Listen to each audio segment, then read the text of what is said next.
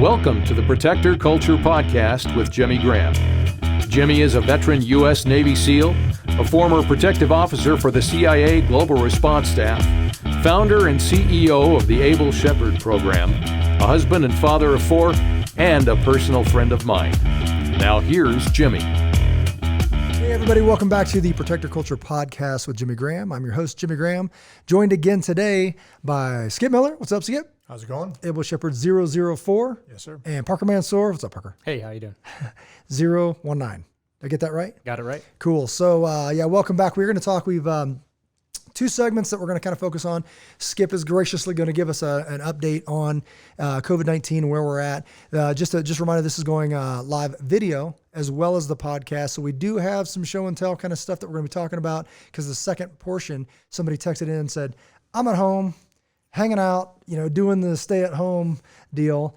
What's something cool to buy? Well, that we could go for days, but we just picked a couple things that we could go. Like if you're listening to this, we'll describe as best we can, but we got a couple cool toys that, that during this COVID time, whether it be just something that we were planning on picking up or it ties directly to something that's going on right now, we're going to share those with you. So first of all, Skip, if you don't mind, Sure. Since we last left off, what's going on with the whole coronavirus COVID-19 thing? Can you remember the last time we did this one? Was it 10 days ago? It was, at least 10 days ago. 10 I don't days think ago? last week was not. I'm sorry, meaning the one that aired 2 days ago. Yeah, so 10. was not an update. So from that, so currently we're at 100, as we are recording this, about 135,000 deaths. A little over 2 million people have been infected. Of those are the people that have been tested, of course. There may or may not be more than that, but at this point, there's certainly more than that. The question is how many more? Right. But yeah, so that's about a 6.5% mortality rate. The kind of the troubling thing on that was that last week was at 6.0. So I don't really know. I'm not a doctor. I don't know what that means, but it is certainly, as to a layperson, it's a little bit concerning that it's not going down, even though we're testing so many more. It's actually going up. Mm-hmm. So that's a little weird. But the secondary and tertiary effects of this, in my opinion, are starting to really become apparent. Obviously, we had the last 3 weeks, we had 17 million people go for unemployment, and which is a shocking number. And then yesterday, we've kind of been talking about the whole food storage and food, kind of like the potential problems with the food supply system. Yeah, nationally. Yeah, nationally. Food, where we get food, period. Yes, where we get food. And so, we've been talking about since that one we did at the range, as soon as everything kind of got closed down. And we're starting to see that, like Michigan farmers today, there was a news report on Michigan farmers that are dumping dairy into the drains because they can't get it to market. Wow. Idaho farmers right now, I just read something just before we went on air that said Idaho farmers, they put it out to their community that, hey, we just started to dump a bunch of potatoes because we can't move them. Anybody that wants them, show up at this address. Oh, wow. And then some of the meat packing plants, both chicken, pork, and beef, have started to shut down because for whatever reason they are absolutely getting hammered. Their workers are with positive cases. Getting sick. Yeah, they're just getting really sick. So we're absolutely starting to see the rate of hospitalizations in New York and New York City specifically, but in New York State, across the state, it's getting better. So they've done some really good things there. According to pretty much everybody, that we're starting to see some really good slowing down of the momentum of the virus, but at a huge, gigantic cost. Mm-hmm. That really nobody. I always come back with, if anybody knows where we're going to be in 2 weeks, they're saying they're guessing, right? They're guessing. They have no idea. Now back to the meat thing. Why them? Because they weren't wearing masks because they weren't supposed to wear masks, whatever. They were essential, so they were in working close proximity. Yep. And because of the nature of that work, they're just kind of touching and whatever. I think, if you've ever seen, I've never been in a meat packing plant, but I've seen some videos and some documentaries, and it's nasty. It's wet. there's blood everywhere, and you are working really close to each other. Yeah.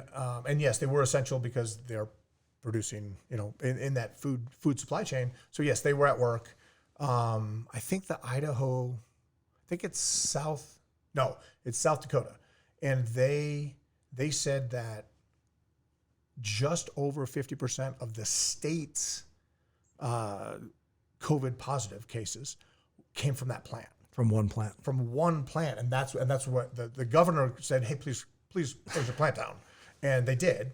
And so, but yeah, I don't know how, from what the limited amount of information I have about what it takes to be in one of those production plants, I don't know how they would ever be able to process the meat and not have those conditions that are kind of necessary. That it's so apparently it must be very fertile ground for the virus to grow.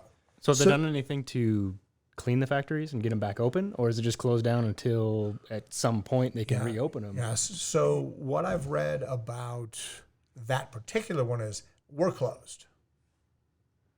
Period. They just closed closed the facility down.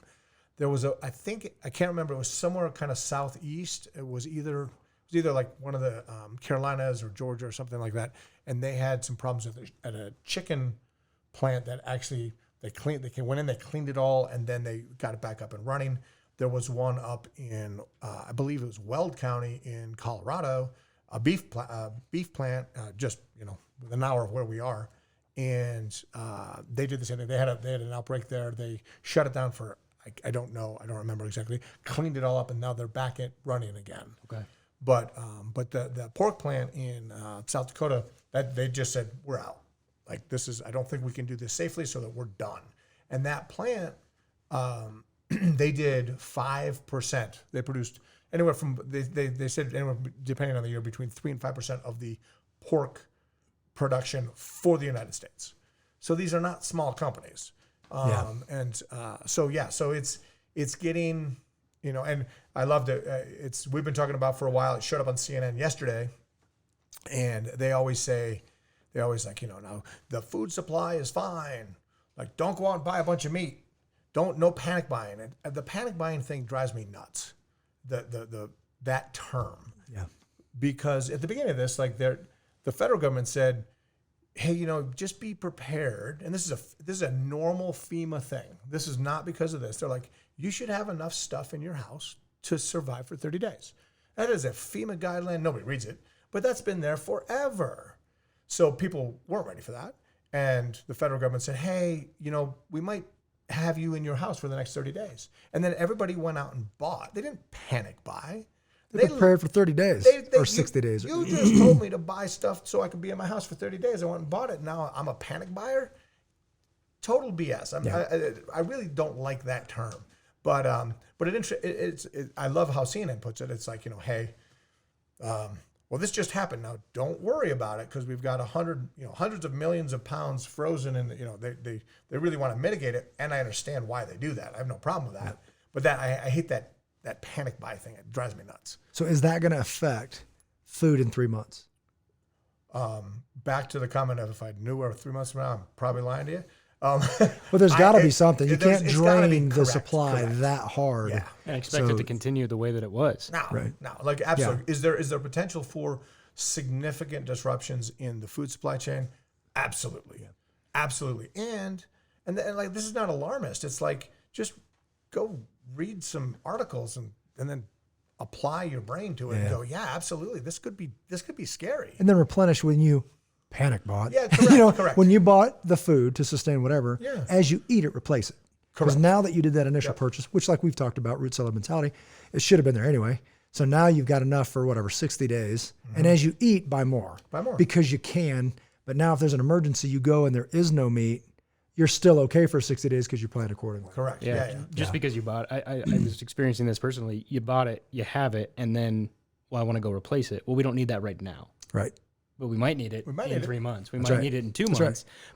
Get it back to where you had at that plenish point of being able to sustain for 3 months, for 6 months, whatever that is. You bought it, you've got it, continue to replace it, and then keep up with where you had it. Right? Yeah, especially the stuff that lasts longer. You know, now you're working through the stuff and eating the stuff that's going to spoil to mitigate that stuff that's going to the trash can. You know what I mean? Replace the old stuff with the new stuff. That's right. You know, just like we talked about with gas, right? Replace the old stuff, put it back in your cars, move on to the new stuff, and then replace it when you get it. Well, a couple podcasts ago, we were talking about generators. It's one of the reasons why I spent the money at that point when we had just bought a house, a new house, and money was tight, but we have freezers.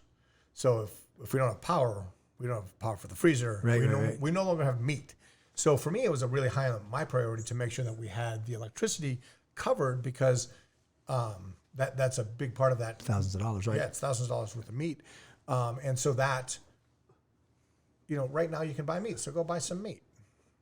Really, you don't have to go nuts. Yeah, And that's pretty impressive because like we've talked about this before, the president talking about a strong nation, a strong economy and all that stuff. The fact that those trucks, and you've seen them because we live here, in Denver, and you've seen Amazon trucks. I don't know if I just catch them when they leave, but it's truck after truck after truck. And in my neighborhood, you can just watch them zipping by, and they outsource there's it might be another thing on the side of your truck, but they're dropping Amazon packages. They're just going left and right, and I'm going to buddies' houses or whatever, and there's by the trash, just Amazon boxes stacked. But food, the stuff that's coming in, it didn't slow down significantly when I was ordering stuff. It was coming. That just means, man, that's strong. You know what I mean? Yep. Other nations that could be, obviously detrimental, losing life. But man, you're thinking about how much stuff is stored or whatever. Yeah. And I don't really get into the game of yes, we should be prepared for a pandemic. But our governor went on and was they're pointing fingers at the federal government.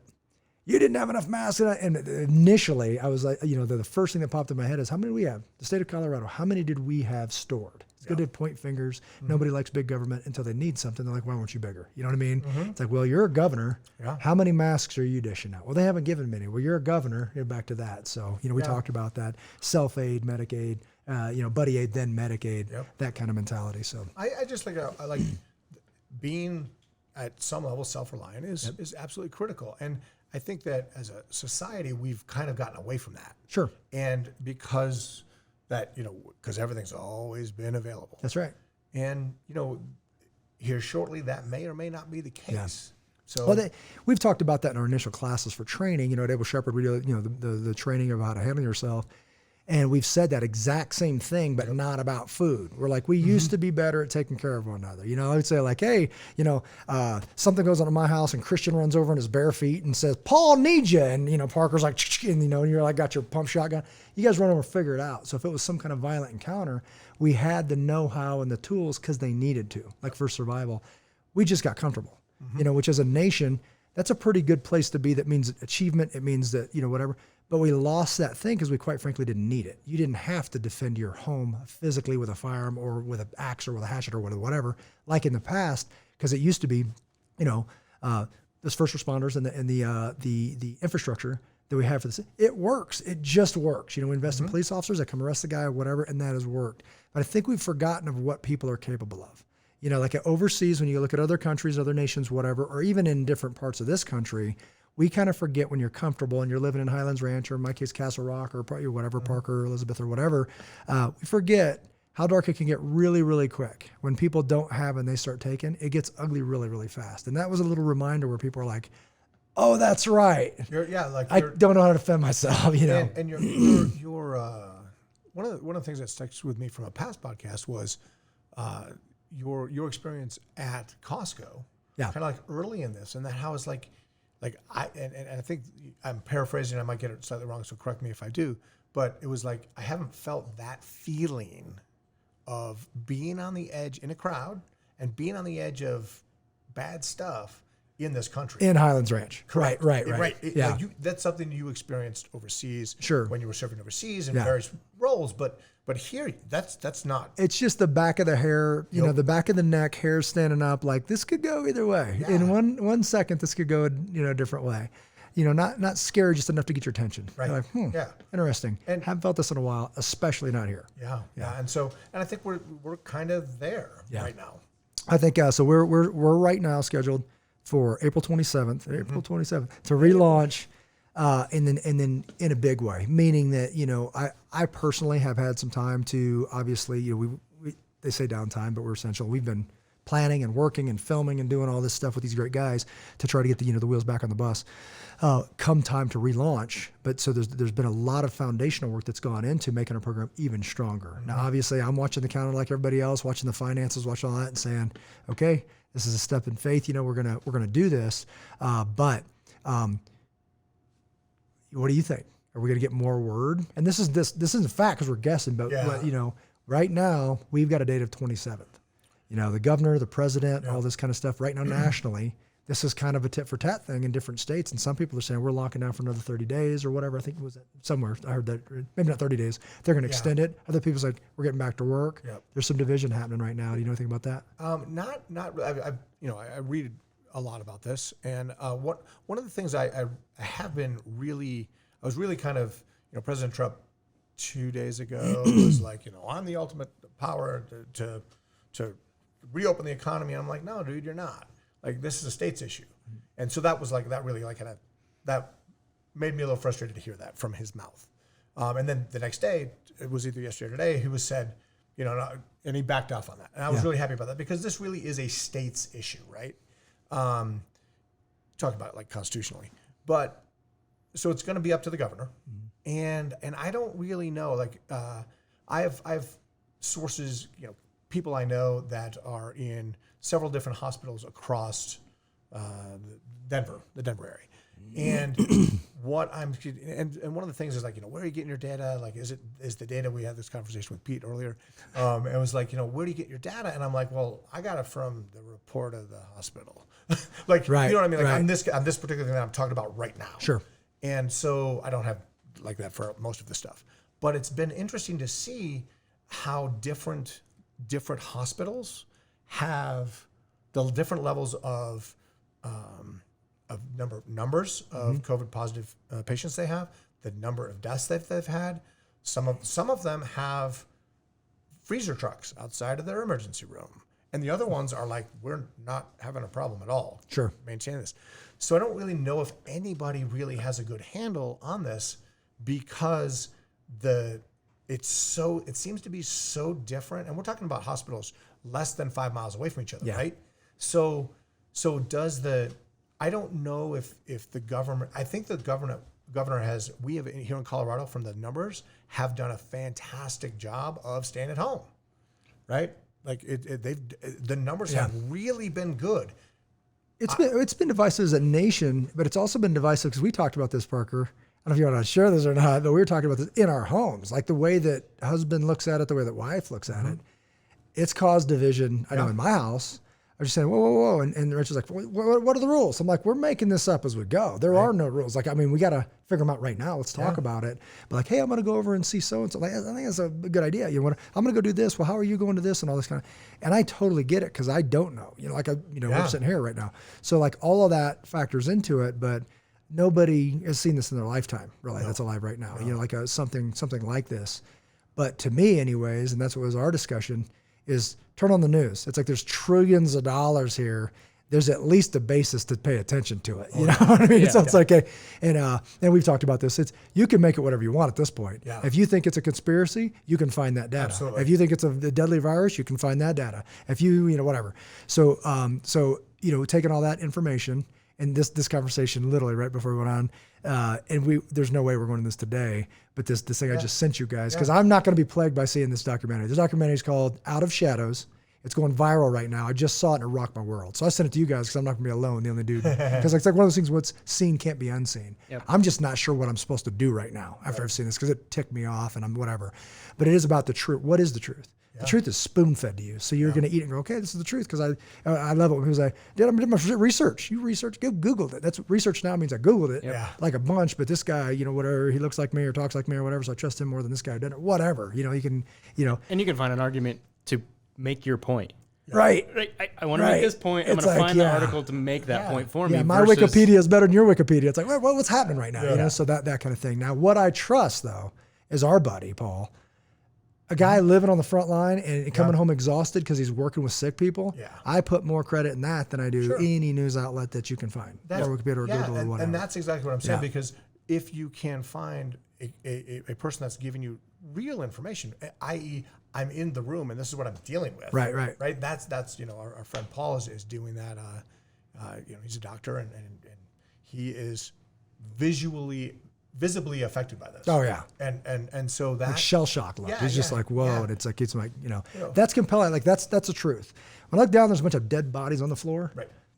Okay. I don't want to lay down there. Yeah. That speaks to me. It's as true as it gets. And I kind of like, when you talk about, to Parker's point, there are really, really smart people from very prestigious universities that are saying this is not as big a deal as everybody's saying it is. Yep.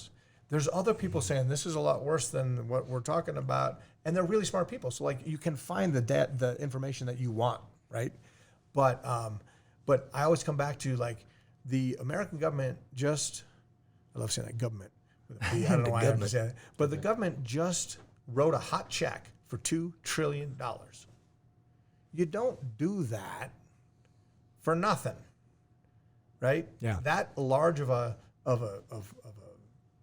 hot check has consequences. Yeah. And so people chose to do that. Yeah.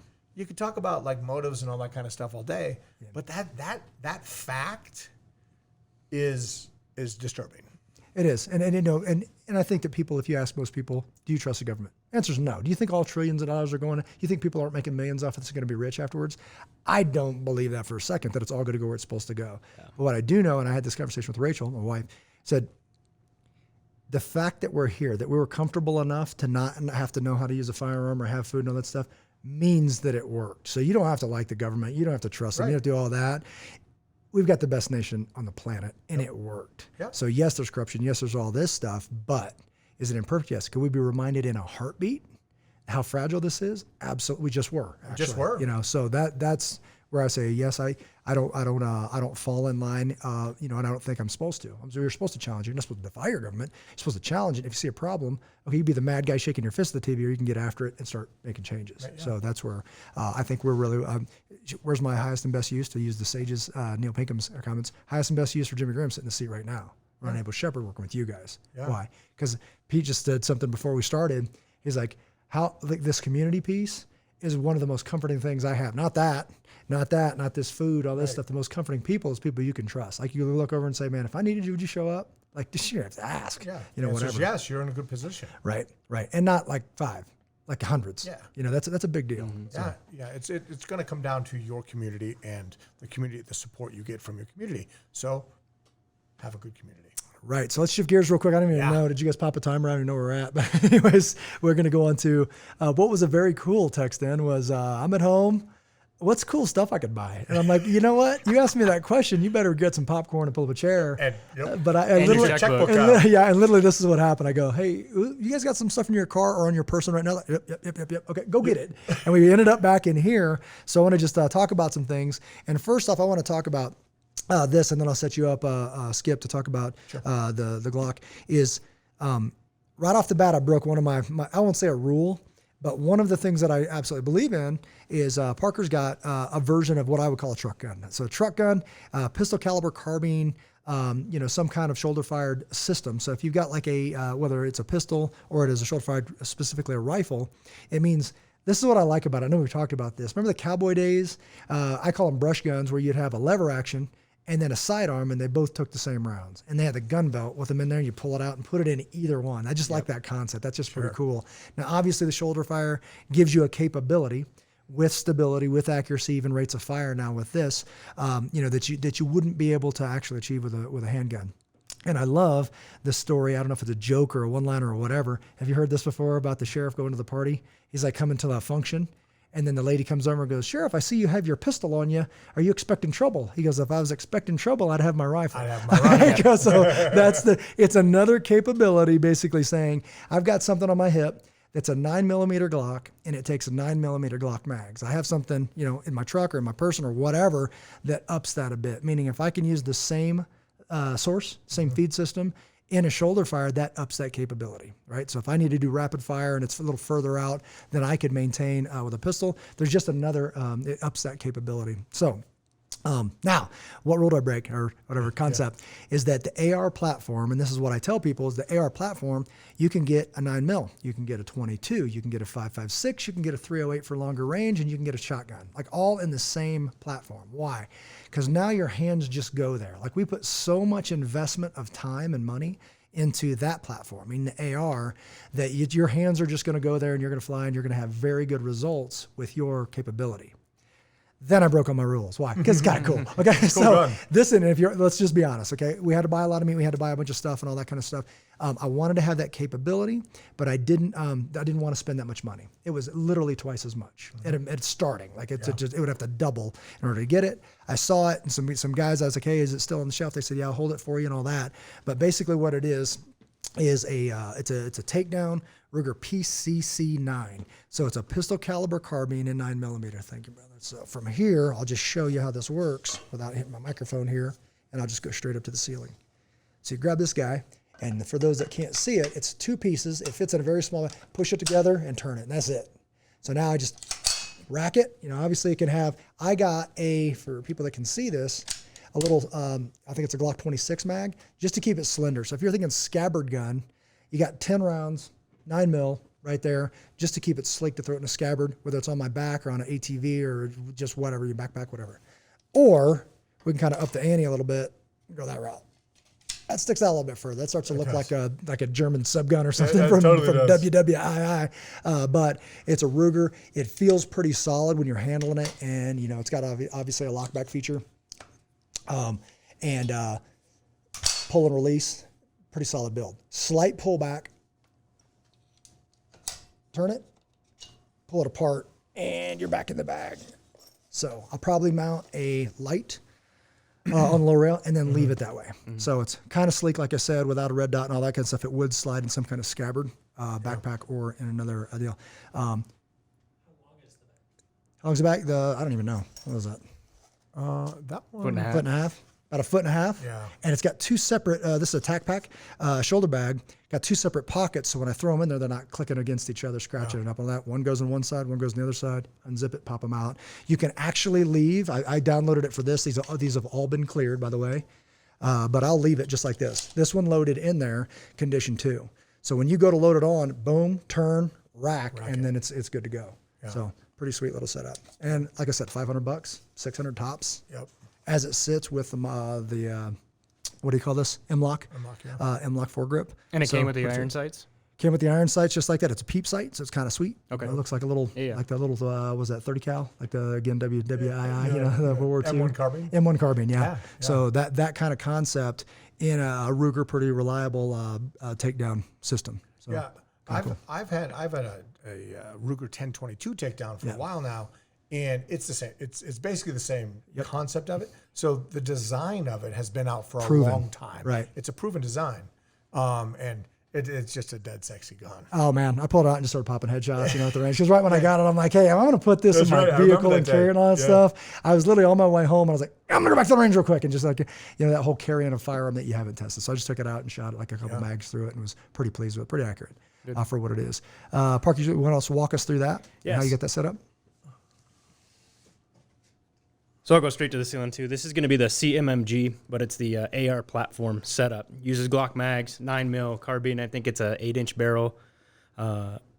Pretty much just looks like an AR. It's got the same stock as an AR on this one because it's what? Armrest. It's got the same arm brace as an AR because this one's a pistol. I put the SBA 3 on it, and I like that because it's a little bit adjustable to put it exactly where I want it. All the other controls are exactly the same as an AR platform. Uses the Glock mag, so you can put that 26 mag like Jimmy was talking in there, or you can use that stick, the other one, the 30-round, 33-round Glock mag that goes in as well, or 15 rounds. Everything that I carry on my body could go into this with my Glock 19 and have a better capability. I set up with the MRO on it, which extends the height of it a little bit. Sure. But I like the red dot capability. It wouldn't fit in a scabbard, and I'm looking to get the loft folder for it, so it'll reduce it down to probably about 1.5 feet in total length. That way, it would actually fit into a backpack or something that would be on my person at all times. If I leave my vehicle, it comes with me, or it'd stay in the vehicle and just be in a everyday backpack. shot it a bunch. I like it a lot. It works really, really well. Accurate. Everything out to long distance that we've shot with a 9mm. Yeah. I think that one of the things that a lot of people that don't use, that aren't people that shoot a lot, the difference between, and so my wife's one of them. She loves shooting a pistol. She doesn't really like to shoot a rifle. Yeah. And I bought her a 10-22 for Christmas. That's what I bought her for a Christmas present. So romantic. Yeah, so romantic. And so she wanted to train with it a little bit, and so we were shooting a little bit, and she's like, I still like the pistol more. I'm like, and so we actually timed it, and the targets were at I can't remember, it was 21 feet, 30, 45, whatever. Yeah. And she shot the same amount with her pistol, and then she shot it with a rifle, and it was like the fourth time she'd shot a rifle in her life. Yeah, and it was half the time, and the shots were better. Yeah. And so, the difference, when we talk about capabilities, the difference between having something like this versus, I don't care how good you are with a Glock 19. Yeah. You are exponentially better with one of these guns. Yeah. And that's the thing. It's like with the training, it should enhance your capability. Yeah. If it doesn't, something's wrong. But I'm got a good shot with my pistol. Right. I'm not saying in close quarters, you might be able to handle that. There's times when I would grab, we talked about this, bump in the night. Do you grab a shotgun or your Glock? Glock. Why? Because I got so much time invested in that thing, and it's more agile around corners, and I can do this. And place in a single round in the night when my kids are in this are more important than a big blast of shotgun buckshot going if somebody's got a hold of my kid. I need to know exactly what it'd be surgical with those rounds. And I'm shooting at 15 feet. Right. And the problem what I have, this isn't an anti-shotgun because we'll do some shotgun training in the future and talk about all that because I've done tactical shotgun, surgical shotgun classes, all that stuff. It's a different animal. If you're talking about the zombies ripping through that window, go big, brother. You're not going to match it for firepower. I'm just saying when it's surgical, people say, well, I practice it, blah, blah, blah. And I would tell people, guys would, actually ladies most of the time would say, well, I got this shotgun. Why did you get that? Well, because my uncle told me to get it. And they said, just rack it, and that person will run off. And I'm like, unless they showed up with a loaded gun, because you mean yours wasn't loaded in order to rack it. Somebody might just, give away your position and shoot you. Then they said, well, I'll just shoot and just point and shoot. It's that easy. I'm like, well, what if somebody had your child? Well, I'll just point and shoot at them. Do you understand that buckshot opens? Right. And that the further away, the more likely you are to intersect with your child. All this stuff. And it does, they just didn't know that, which means you shouldn't be holding that, right? So now all of a sudden you aimed at him and blew away your kid. That's not okay. And they go, well, I'd have known that if I'd have practiced, but you don't like practicing because it hurts. It's the wrong gun. You know what I mean? So, I'm not saying it's a bad gun. It's the wrong gun for you because you didn't know how to shoot it. You didn't invest the time it took to make that a capability. Yeah. And these definitely up your capability in a big way. Yeah. Speaking of horsepower, you want to bust out that Glock 44? so the opposite of that, I'm kind of in the middle. You want? Okay. Just go straight that way or straight up. So I'm gonna just not hit my mic, and I'm gonna come to the ceiling. And so this is a Glock 44. It is the exact same size as a Glock 19, but it shoots 22 long rifle. And so the same holsters, same mag pouches. I bought that. I think it was under $400. Gen 5, because I'm guessing I'm guessing it's Gen 5. For those at home that can't see it, this is it's an ambidextrous slide stop, and that's one of the things that kind of is a giveaway for the Gen 5. So I'm guessing, but it looks exactly like a Glock 19, even the magazines because it's 01, little slit in the thing because it's 22, but the same. It doesn't feel the same when you pick it up. It's got I think it's a polymer slide. Yeah, it's lightweight, super super lightweight, but it is after you shoot it 2 mag changes and you forget that. Sure. You remember when you grab your Glock 19 and you put it on your hip, but so I bought this for training. Yep. Right. So one of the consequences, or one of the things that has happened is a month ago, 9mm was 16 cents a round if you bought it online, right? Right now, I believe it was 30 to 34 cents if you bought it online. Today. If you can find it. If you can find it. If you can find it, that's right. Yeah. If you can find it at all. So for us, I'm like, I'm going to be training with this gun. I bought this gun because I do happen to have quite a bit of 22 long rifle. And even though that went up considerably, it's still dirt cheap compared to what, it's 6, 7 cents a round instead of 30. So now I'm going to be able to train through however long this ammo shortage lasts or ammo, price hike lasts. But I'm using it feels the same as my Glock 19. I'm using the same gear. It's fantastic. This is what I love about this, and then the M&P or a 22 conversion for an AR, or the M&P 22 15s or 1522s, is that when you're talking about training the person, I'm talking about investing in the person. We're all instructors here, so we understand this. When you're talking about building the person, I don't care about the recoil of a 5.5. It's got to be real and train like you fight. Zip it. Okay. When I'm talking about my wife coming out there and getting comfortable with how the gun works, it's a great way. And you guys have experienced this. Oh, wait, did it go? Oh, and then they get comfortable. They start trusting it. And all of a sudden, quickly, they start mag changing, keeping rounds on target, doing all that stuff without the scary bang, without the recoil, the felt recoil. Then later, once this is all second nature, when you transition to that bigger caliber, it's just smooth. It's an easy transition. So we've got some classes coming. Stay tuned for that. We're going to be offering intro to pistol and intro to AR at CGC campus that's going to be using that 22 pistol, basically a Glock 44, and the M&P 22s in AR. So we'll introduce people to those systems to where they can be uniform, safe, and accurate on a range, pretty much static, and then learn how to use those, and then later make the transition into something a little louder, a little scarier, but definitely a higher capability as far as what those systems will do.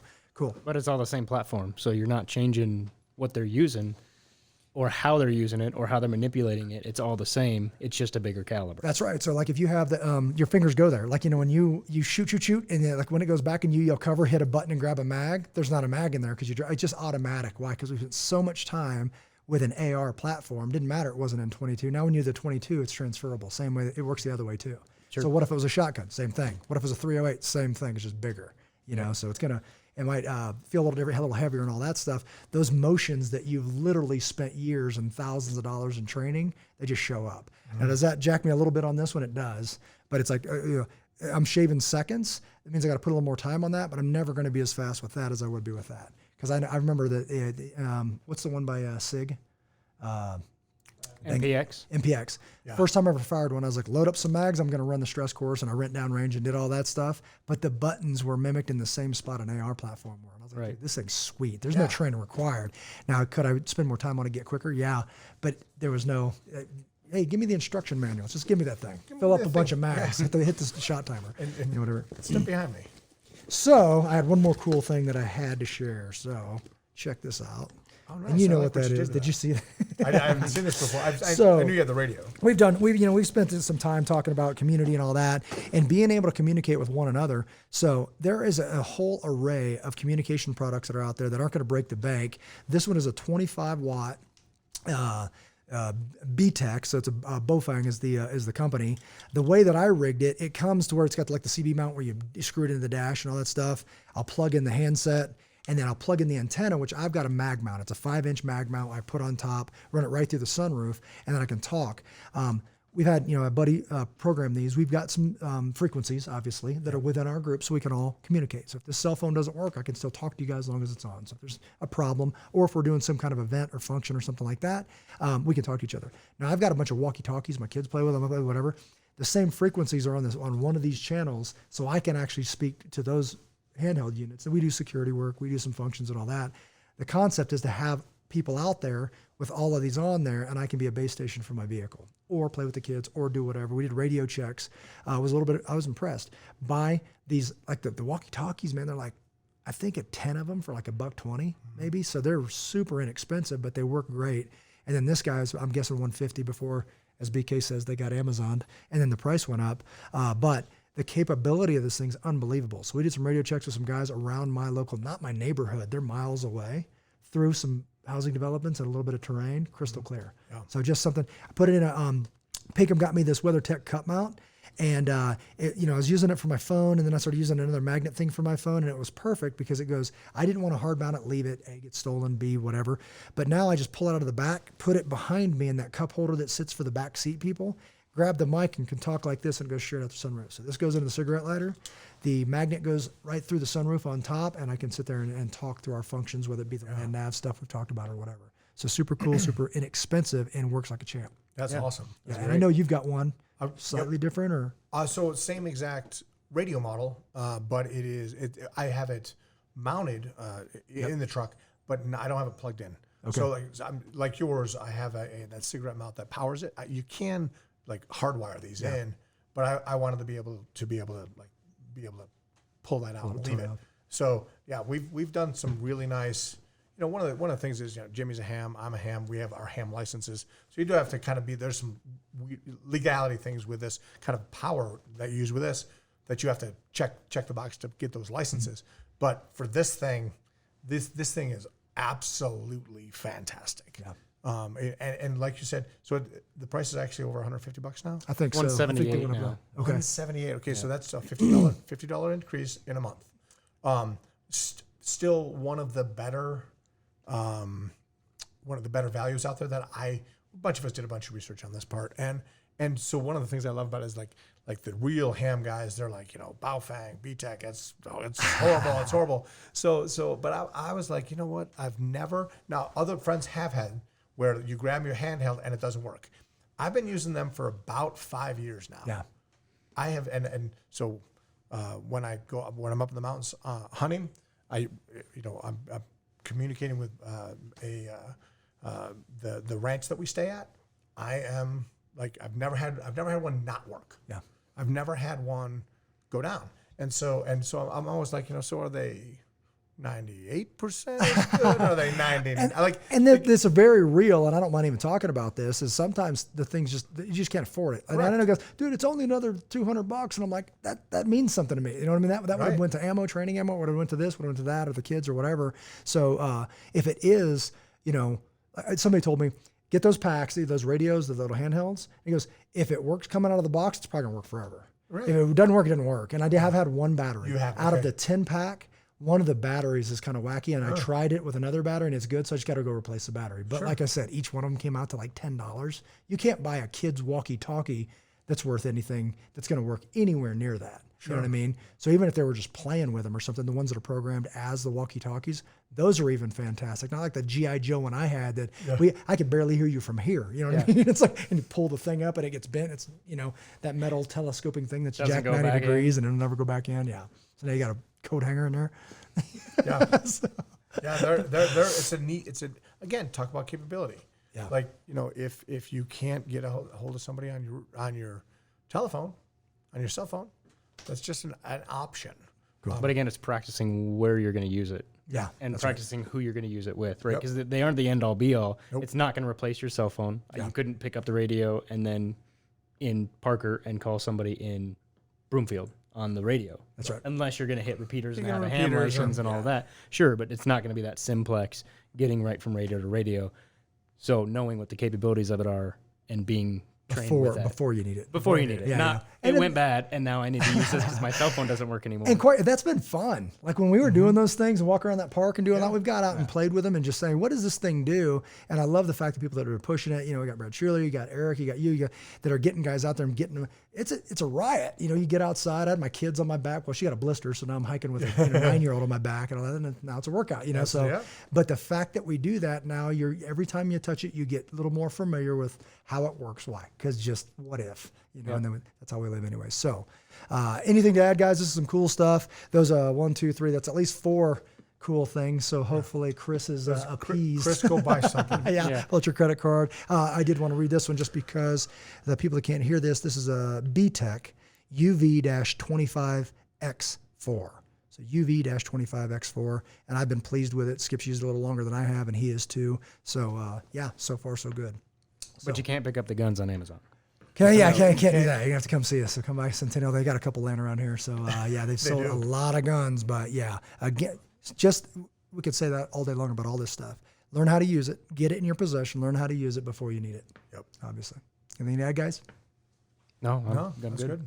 All right, so we're going to go ahead and wrap it up. We'll see you next week, or you'll see us anyways. And hit us up at ableshep.com, ABLESHEP. I always do this. ABLESHEPHERD.com. Like us on Facebook, 5-star review, YouTube channel's up now. So some of you are watching this and actually seeing this. There's, guys, use your imagination. Hit us up if you got any questions or if there's something you want to see on these. We've got a whole list of ideas, but every once in a while somebody will spark something. It'll be a fun idea to pursue. So until we see you again, God bless you guys. Take care of one another.